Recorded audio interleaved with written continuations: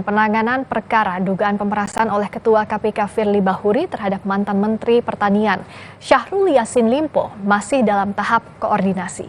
Karena itu belum perlu supervisi dari KPK.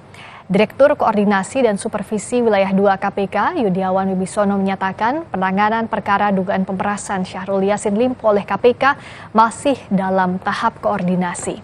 Salah satu bentuk koordinasi KPK dan Polri dalam kasus ini adalah saling tukar-menukar informasi.